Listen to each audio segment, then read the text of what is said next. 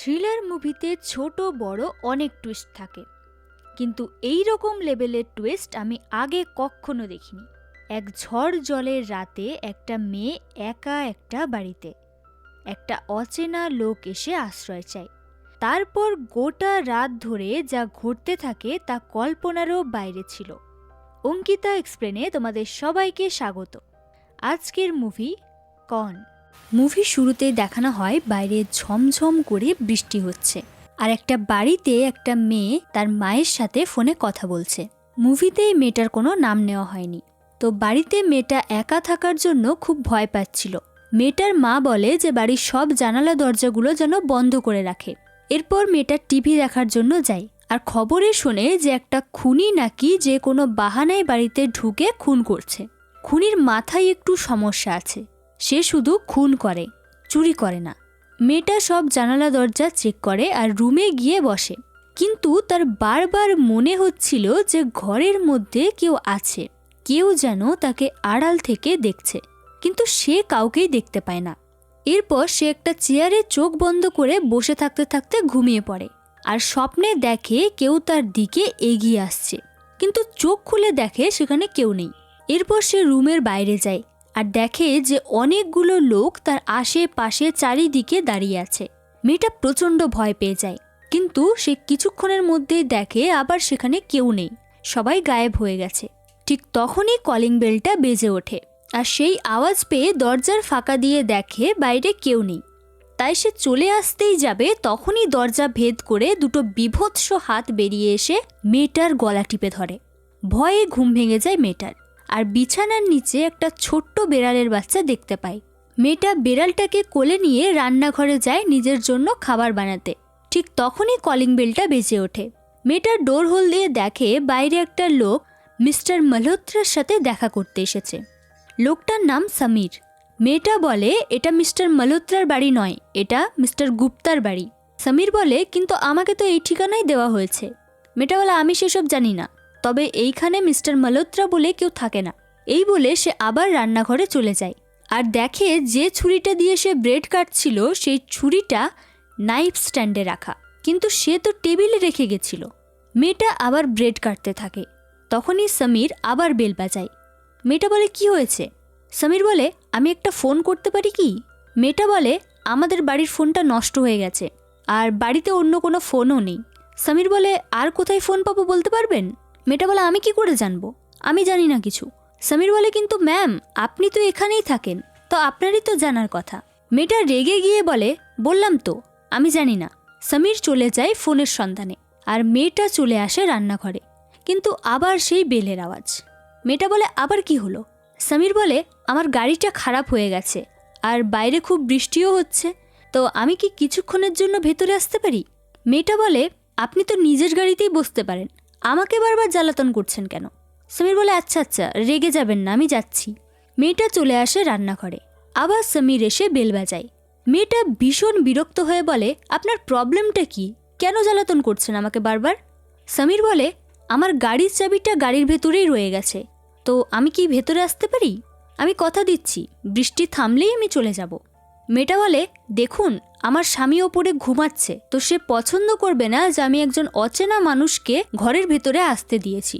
সমীর দুঃখী হয়ে চলে যায়। মেয়েটা রান্নাঘরে আসে, তখন সমীর রান্নাঘরের জানালার কাছে আসে আর বলে যে তার খুব খিদে পেয়েছে, তাকে যেন কিছু একটা খেতে দেওয়া হয়।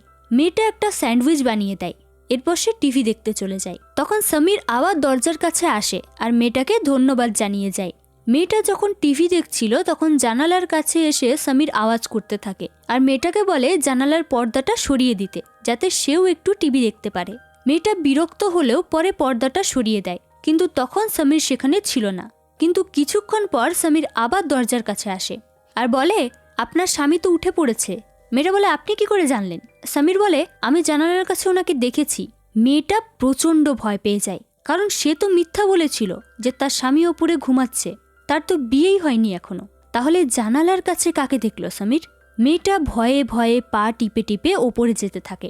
ঠিক তখনই কিছু একটা ভাঙার শব্দ পেয়ে মেয়েটা দৌড়ে এসে দরজাটা খুলে দেয় আর বলতে থাকে ওপরে কেউ আছে।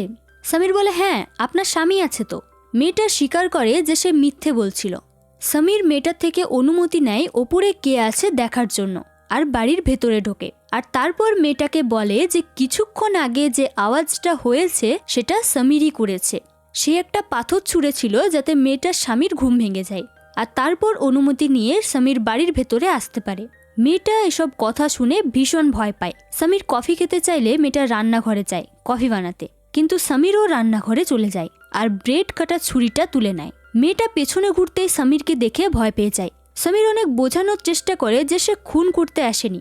মেয়েটা রেগে গিয়ে সমীরের ওপর চিৎকার করে। তখন সমীর ফিরে এসে টিভি দেখতে শুরু করে। খবরে তখনও খুনের ব্যাপারে বলছিল। মেয়েটা ভয়ে ভয়ে সমীরের দিকে দেখে। সমীর বলে, আপনার এটা মনে হচ্ছে না তো যে সেই খুনিটা আমি? মেয়েটা বলে, আমার মনে হয় আপনার এখন যাওয়া উচিত। সমীর বলে, আর আমি যদি বলি আমি যাব না? এই বলে সমীর একটা ধারালো অস্ত্র তুলে নেয়। মেয়েটা ভয়ে বাড়ির এদিকে ওদিকে দৌড়াতে থাকে, কিন্তু এক সময় সমীর তাকে ধরে ফেলে আর সেই ধারালো অস্ত্রটা মেয়েটাকে দিয়ে বলে, দেখুন আমি সত্যিই খুনি না। আমি আপনার ভয়ের কারণটা বুঝতে পারছি, কিন্তু বিশ্বাস করুন আমি বৃষ্টি থামলেই চলে যাব। আপনি অস্ত্রটা রাখুন। আমি যদি আপনার কোনো ক্ষতি করার চেষ্টা করি তাহলে আপনি আমাকে এটা দিয়ে মেরে ফেলবেন। এরপর তারা বসে গল্প করছিল। কথায় কথায় সমীর বলে তার একটা প্রেমিকা ছিল, কিন্তু সে এখন মারা গেছে। সেও বেড়াল খুব ভালোবাসত, কিন্তু সমীরের বেড়াল পছন্দ না। এমনকি যে বেড়াল পছন্দ করে তাকেও সমীর ঘৃণা করে। মেয়েটা মনে মনে ভেবে নেয় যে সমীর তার প্রেমিকাকে হয়তো মেরে ফেলেছে। ঠিক তখনই কারেন্ট চলে যায়। মেয়েটা রান্নাঘরে মোমবাতি আনতে গিয়ে দেখে তার বেড়ালটা মরে পড়ে আছে।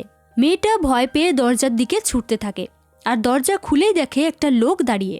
মেয়েটা লোকটাকে সব বলে। তখন লোকটা একটা পিস্তল বের করে আর সমীরকে গান পয়েন্টে নিয়ে নেয়। আর সে জানায় যে সে একজন পুলিশ অফিসার, নাম মিস্টার কুরেশি।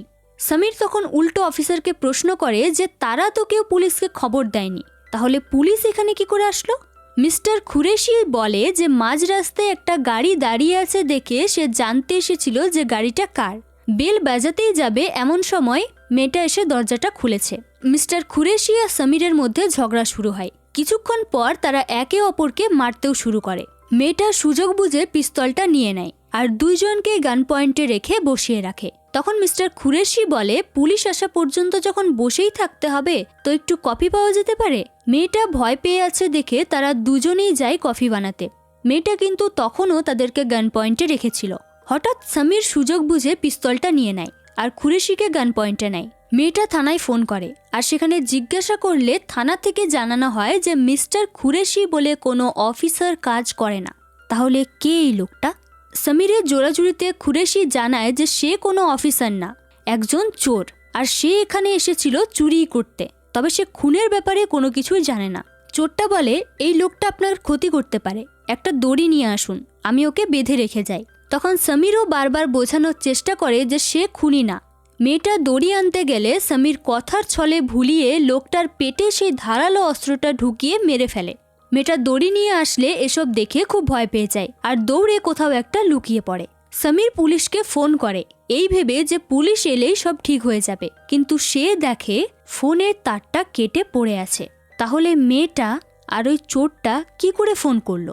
সমীর বুঝতে পারে তারা তিনজন ছাড়াও এই ঘরে আরও একজন কেউ আছে। সমীর মেয়েটাকে খুঁজতে যায় এটা বলার জন্য, কিন্তু সে মেয়েটাকে কোথাও খুঁজে পাচ্ছিল না। অনেক খোঁজাখুঁজির পর একটা টেবিলের পেছনে লুকিয়ে থাকতে দেখতে পাই। মেয়েটা সমীরের হাতে পিস্তল দেখে বারবার বলতে থাকে, আমাকে মেরো না, প্লিজ আমাকে ছেড়ে দাও। সমীর সব বলে যে তারা ছাড়াও এই বাড়িতে আরও একজন কেউ আছে আর মেয়েটা যেন সমীরের সাথেই থাকে। তখনই কলিং বেলের আওয়াজ পেয়ে সমীর যায় দরজা খুলতে। দরজায় কেউ মিস্টার মালহোত্রাকেই চাইছিল। সমীর ফিরে এসে মেয়েটাকে বলে, আপনি তো বলেছিলেন এটা মিস্টার গুপ্তার বাড়ি, তাহলে ওই লোকটাও কেন মিস্টার মালহোত্রাকেই চাইছেন? মেয়েটা আবার ভয় পেয়ে লুকিয়ে পড়ে। সমীর ভাবে যে মেয়েটা হয়তো ওই টেবিলের কাছেই লুকিয়ে আছে, তাই সে সেখানেই যায়, কিন্তু মেয়েটা সেখানে ছিল না। পিছন ফিরতে গিয়ে সমীর একটা মোড়ানো কার্পেটে হোঁচট খায়। সমীর ভাবে হয়তো সেই মেয়েটাই লুকিয়ে আছে, কিন্তু কার্পেটটা খুলতেই সমীরের ভয়ে হাত পা ঠান্ডা হয়ে যায়, কারণ ওই কার্পেটটাতে মেয়েটা নয়, মিস্টার মালহোত্রার রক্তাক্ত লাশটা পেঁচানো ছিল। সমীর ভয়ে ভয়ে পিছনে ফিরতেই দেখে সেই মেয়েটা দাঁড়িয়ে আছে, কেমন অদ্ভুতভাবে তাকিয়ে আছে তার দিকে। সমীর বুঝতে পারে যে খবরে যে খুনির কথা বলা হচ্ছিল সেটা অন্য কেউ না, ওই মেয়েটাই। মেয়েটা ছুরি নিয়ে আক্রমণ করে সমীরকে। সমীর নিজেকে বাঁচানোর জন্য দৌড়ায় আর একটা দরজা ভেঙে গিয়ে সমীর ছাদে গিয়ে পড়ে। সে বারবার মেয়েটাকে বলতে থাকে, আমাকে ছেড়ে দিন ম্যাম, কিন্তু মেয়েটা কিছুই শোনে না। সে ছুরি নিয়ে সমীরের দিকে এগিয়ে যেতে থাকে। একসময় সমীরের পায়ে ছুরি মারে, পরে পিঠের মধ্যে।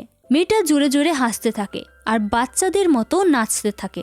কিছুক্ষণ পর সমীর আবার উঠে দাঁড়ায় আর একটা লাঠি নিয়ে মেয়েটার মাথায় মারতে থাকে, কিন্তু মেয়েটা কোনো রিয়াক্ট করে না। সে আবারও এগিয়ে আসতে থাকে সমীরের দিকে। সমীর সেই মেয়েটার থেকে নিজেকে বাঁচানোর জন্য আপ্রাণ চেষ্টা করে চলেছে। ঠিক তখনই সেই চোরটা ওই ধারালো অস্ত্রটা নিয়ে সমীরকে মেরে ফেলে, কারণ সে তো জানতো না যে মেয়েটাই খুনি। কিন্তু চোরটা যতক্ষণে সেটা বুঝতে পারলো ততক্ষণে মেয়েটা তার ওপর হামলা করে দেয় আর চোরটাকে ছাদ থেকে ফেলে দেয়। এরপর সে ছাদের দেওয়ালটাতে উঠে নাচতে থাকে।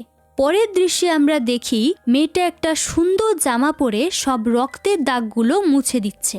এরপর সে সুন্দর করে ঘরটা গুছিয়ে রাখে আর সেই নষ্ট ফোনটা দিয়ে তার মায়ের সাথে কথা বলতে থাকে। তখনই আবার কলিং বেল বেজে ওঠে। মেয়েটা দরজার কাছে গিয়ে বলে, কে? এরপর মেয়েটা একটা বিদঘুটে হাসি দিয়ে ডোর হলের দিকে তাকায় আর মুভিটা এখানে শেষ হয়ে যায়। মুভিটা শেষ হয়ে গেলেও একটা প্রশ্ন থেকেই গেল, ওই মেয়েটা আসলো কি করে? হয়তো সে কোনো বাহানায় ঢুকে মিস্টার মালহোত্রাকে মেরে ফেলেছে আর খুন করার পর সে ওই বাড়িটার থেকে যায়নি। মুভির শেষে যেমন দেখানো হয়েছে যে খুন করার পর সে সব পরিষ্কার করে গুছিয়ে রাখছে, হয়তো মিস্টার মালহোত্রাকে মারার পর সব গুছিয়ে রাখতেই বাড়িটাতে ছিল আর তখনই চলে আসে সমীর। তাই মেয়েটি আর বাড়ির থেকে বেরোতে পারেনি। তো মুভিটা ভালো লাগলে একটা লাইক করে দিও আর আমার চ্যানেলে নতুন হয়ে থাকলে চ্যানেলটাকে সাবস্ক্রাইব করে দিও। দেখা হচ্ছে পরের কোনো ভিডিওতে। বাই।